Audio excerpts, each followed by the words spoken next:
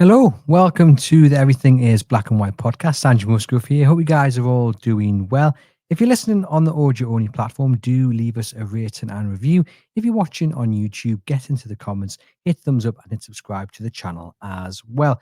Big thank you, as always, to NORD VPN, our sponsors of the show. One subscription, 10 devices, and you can get a discount offer by hitting the link in the podcast description box. 30-day money back guarantee as well. So there is no risk. Support the podcast and keep yourself nice and secure at the same time as well. Today, we're going to talk about Newcastle United's new CEO.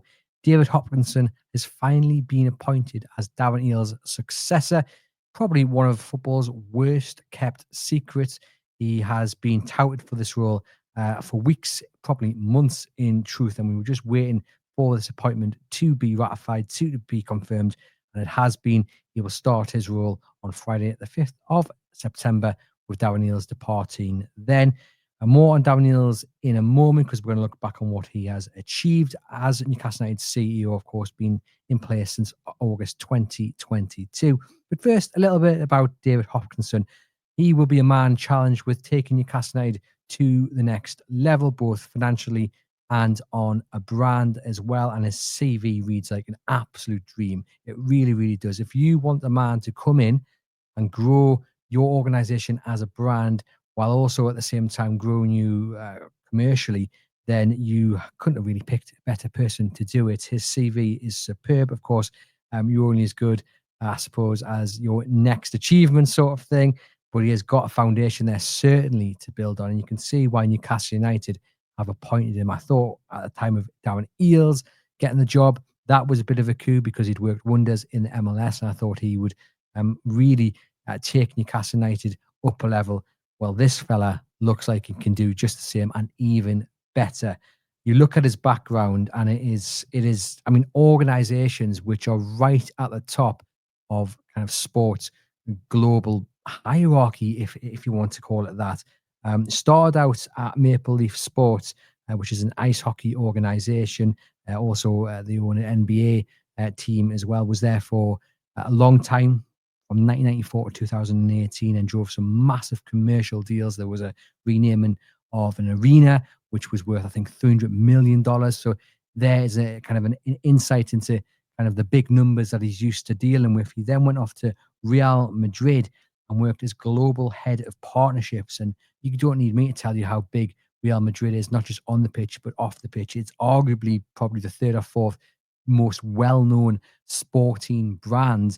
And it, needs a man in charge who can continue to uphold the level of revenue streams that they're used to bringing in. And he, there as head of partnerships, struck up some big deals. There was one with Audi in which he gave the players, the big stars, a new car every season. And that just meant that Audi had this massive exposure because you were giving some of football's biggest names, Gareth Bale, for example, or Luka Modric, new car, and everyone was going, oh, look what they're driving. It's an Audi. And Real Madrid got paid for that as well. I mean, what's not to love about that deal? And those are the kind of deals which you would assume Newcastle United want to see happening at the club, trying to tap into every possible source of revenue that they can get. He then finished up as president and chief operating officer at Madison Square Garden Sports Corporation. Now, look, Madison Square Gardens is one of the most famous arenas in the world, if not the most famous, not just with sports, but of course, music as well. And David Hopkinson headed up the sports corporation side of things, which includes the Knicks and the Rangers, of course, basketball, ice hockey, two of the biggest sporting brands in the world.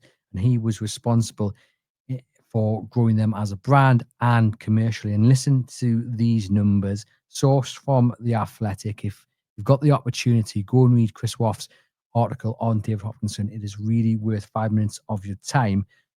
He left the Madison Square Garden Sports Corporation last year with a turnover revenue of $1 billion. When he came in, revenue was $600 million, and there was COVID in the middle of that as well. I mean, those numbers speak for themselves. Unbelievable. Now, of course, Newcastle United are not going to see $1 billion revenue in the space of 2 or 3 years. It's going to take a long time for them to get to that level. That kind of growth is going to be so crucial to making sure Newcastle United can compete on the pitch, because that's what it all leads back to, isn't it? It's getting those revenue streams tapped, making sure you get maximum value for whatever deal is on the table. That means you can reinvest back into the playing squad, back into Eddie Howe, and you can really turn Newcastle United into an absolute force. And of course, Dave Hopkinson's going to work really closely with Peter Silverstone, who's the chief finance guy at Newcastle United. And I know Peter Silverstone comes in for a lot of stick from certain sections of the fan base. And I have to say, I think it's actually unwarranted, because if you look deep into the numbers, Newcastle United's growth commercially since Silverstone's come in is actually really impressive. I mean, the last round of financial results reflected a 28% increase overall in revenue, which is fantastic. That we're really starting from a really hard position, because we all know what happened to Mike Ashley. The revenue streams just reversed and decreased and regressed, and it was a difficult kind of, I guess, accounting book that the new owners found themselves with when you looked at the commercial streams. And Peter Silverstone, I think, has actually done quite well. His team have done really well in growing the streams as best they can. Some big deals, Adidas for one, Guinness has just been announced, Noon, plenty of other companies who are on board are bringing important money into the club. Now, some might say, well, where's the training ground deals? Where's the renaming of the training ground, perhaps? Where's the sponsor on the training ground kit? Where's even the renaming of St. James's Park? And I get that, but those are big, big money deals. Those are deals which are probably your most important. And while I can understand the push and urgency to get those deals done now to increase the revenue, you've also got to take into consideration that whatever you're charging now for maybe a 3, 4, 5 year deal might not be what it's worth in 2 or 3 years' time, when you're back in the Champions League consistently, or when you've won another piece of silverware, or when you've signed a really, really big player, and that itself drives up the potential revenue opportunities. So you kind of have to look at the bigger picture, for want of a better phrase. And Newcastle United don't want to sell themselves short now with a commercial deal for training ground sponsorship, when it might be worth double that in just 2 or 3 years' time. And, rest assured, Peter Silverstone and the team in the background are doing their very, very best to make sure Newcastle United are commercially successful. And I think the foundations that are there right now are brilliant for Dave Hopkinson to come in, because he's got that experience, especially commercially, to really ramp it up. And him and Peter Silverstone, if they can work together, bit of a partnership, hopefully to form, then Newcastle United will certainly benefit from that. And we will see Newcastle United grow, hopefully at the numbers that I've mentioned there, as Dave Hopkinson was in charge over at Madison Square Garden Sports Corp, or indeed his head of partnerships at Real Madrid. Of course, coming into the Premier League is totally different. It's a different beast. There's lots of politics to consider, lots of hoops to kind of jump through. Newcastle haven't exactly got many allies around the table, but nonetheless, it is very lucrative, and Newcastle United have huge opportunity to once again grow their revenue, and that is going to be absolutely key, of course, going forward. The Champions League presents a massive opportunity as well. Now, I guess if you're looking for not a negative, but maybe a slight concern, it's that Dave Hopkinson's experience doesn't lend itself too well to infrastructure, and we are waiting on Newcastle United to confirm what they're going to do with St. James's Park. Are they going to stay and expand, or are they going to move? Two Leazes Park is said to be the ideal location, and build a brand new stadium. Now, Darren Eales had overseen a similar project over in the MLS with Atlanta United, and that's where his kind of real experience would have been crucial for this. Looking at Dave Hopkinson's CV, speaking to people, it's slightly different. Not to say that he can't do it at all, but I think it'll be quite a challenge, or a new challenge for him.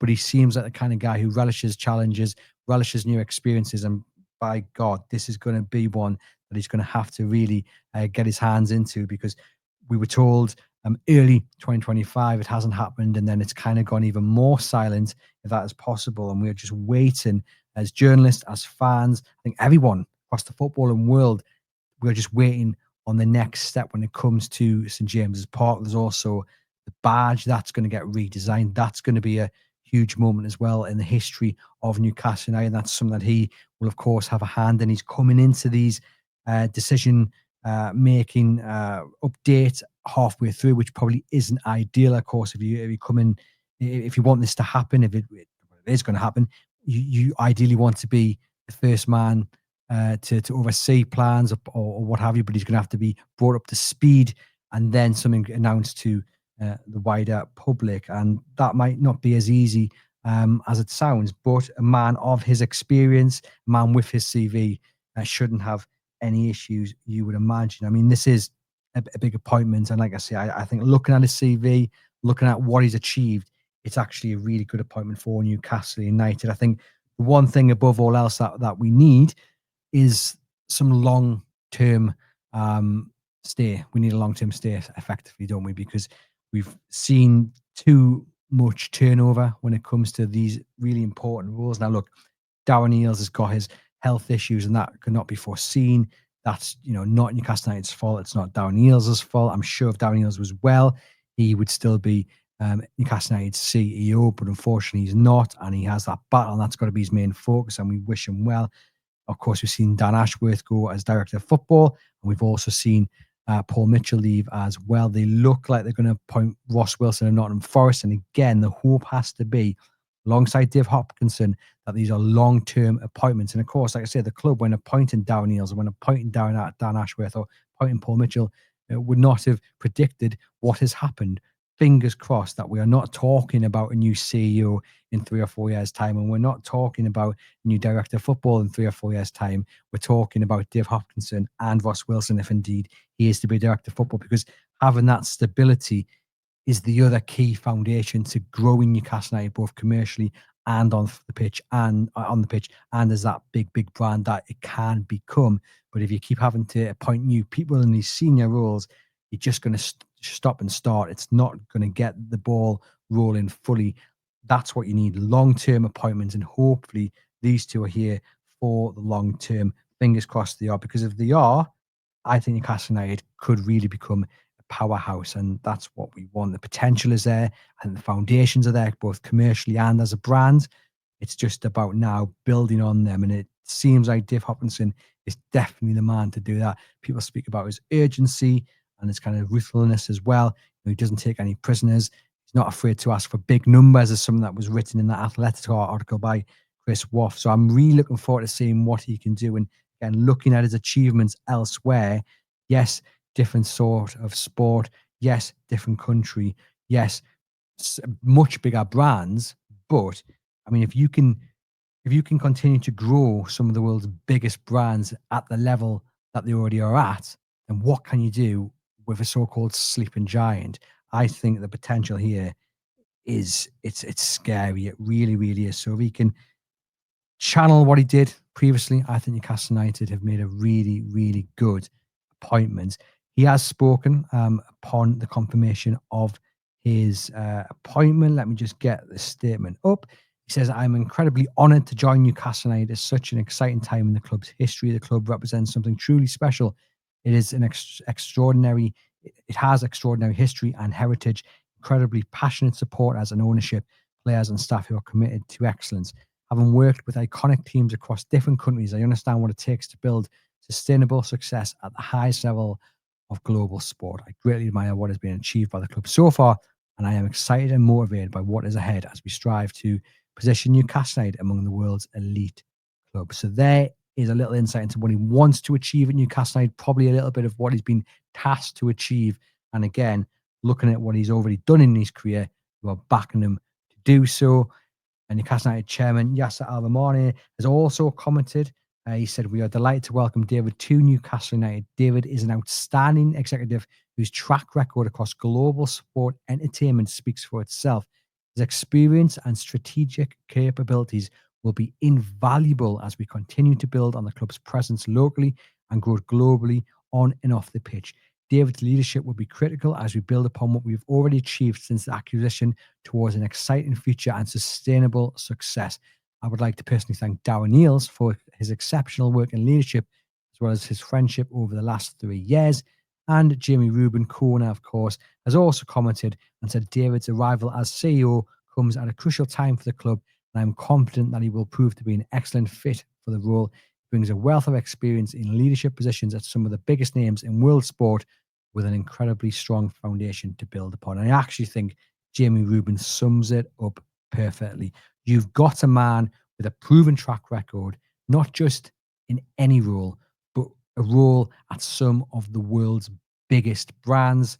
And you've got a club here at Newcastle United with a perfect foundation for a man with his experience to come in and grow it and really take it to the next level over the next few years. And that's what it's all about. Long term, there's a bigger picture. Short term, there's a few side projects that need to be acted upon, need to be shared publicly, like I say, stadium and the badge. But I am excited by this appointment. I really, really am. This is a massive, massive role, not just because it's Newcastle United, not just because it's a Premier League club, but because of what the PAF and the Rubens want to achieve. They said they want to be number one. That's their ambition. They're not just saying it to make you guys feel happy and optimistic about the future. They want to be the best in the business. So to be the best in the business, you need the best manager, you need the best players. But to get that, you need the best CEO, you need the best director of football, the best finance officer to make sure that the revenue and the brand is growing and that can get put back into the playing staff. It's a circle. It all feeds each other. But this is such an important appointment. And I think he, looking again at his CV, looking at what he's achieved, is perfect for it. His track record speaks for itself. He's got to build on that, but I'm confident he can do. On Darren Eales leaving, and again, like I say, I do genuinely believe that had he not been ill, he would still be in this role. But nonetheless, unfortunately, he is. We wish him well in his battle.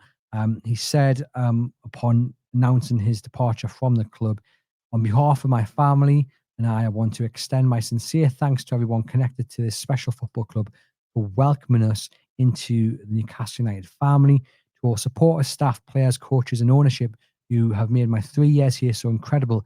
And I'm immensely proud of what we have achieved together. I've made memories that will stay with me forever. I'm also excited about what the future holds and the success the club can go on to achieve.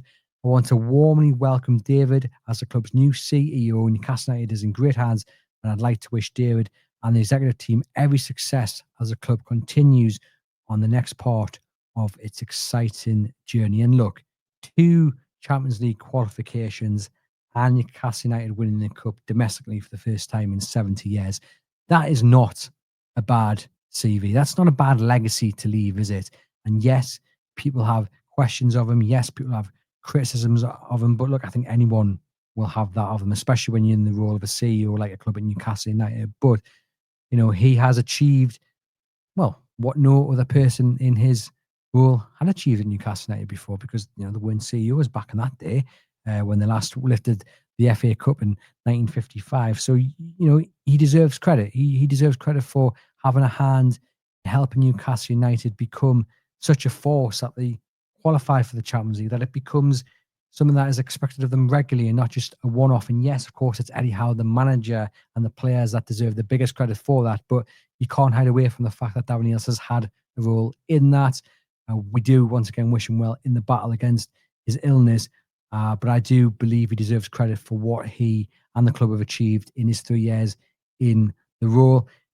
He will help David Hopkinson come in. There's going to be an extensive handover process, which he will support, which is good. Because I think, obviously, like I say, with the side things going on, the stadium, the badge, David Hopkinson's going to have to be brought up to speed and pretty quickly, because you suspect that those things are near the top of his list to update the fans with. Of course, we had a questionnaire, didn't we? A survey about the badge. We were said to expect a second survey to come out with some options of what this badge might look like. That hasn't happened yet.